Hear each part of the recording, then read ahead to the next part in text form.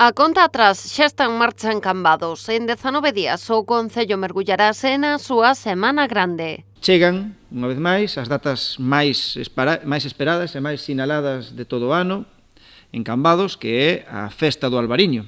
A festa cumpre a súa 72ª edición e chega cunha programación cargada. A inauguración será o mércores ás 12 do mediodía cun pregón que correrá a cargo de Victoria Ubiña. Unha persoa moi coñecida en Cambados porque foi fundadora de Guimatur, foi fundadora da agrupación de mariscadoras, xa foi moitos anos, e que ademais de representar ese colectivo, digamos, empoderado de mariscadoras, de mulleres, tamén é unha persoa que sempre demostra o seu cambadesismo. Das actividades relacionadas directamente co viño, o Consello Regulador da Denominación de Orixe Rías Baixas volverá a montar as súas casetas no Paseo da Calzada. Participarán 44 adegas. Van a poder degustar todas las tipologías y todas las categorías de vinos que están amparadas por el pliego de condiciones del Consejo Regulador.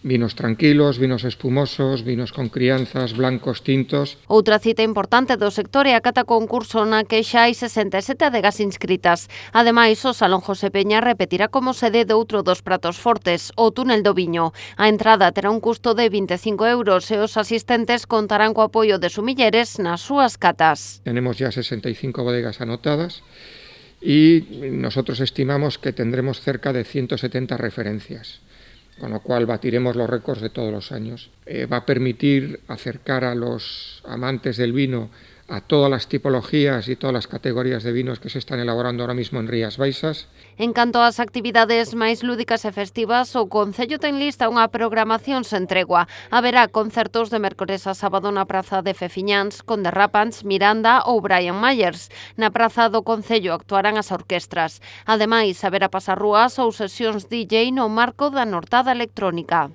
De que o Albariño non se fai en 2 días. Non se fai en 2 días, nin en 2 meses, nin en 4, nin siquiera en 6. Podemos asegurar que o Albariño empezase a facer xa o ano anterior.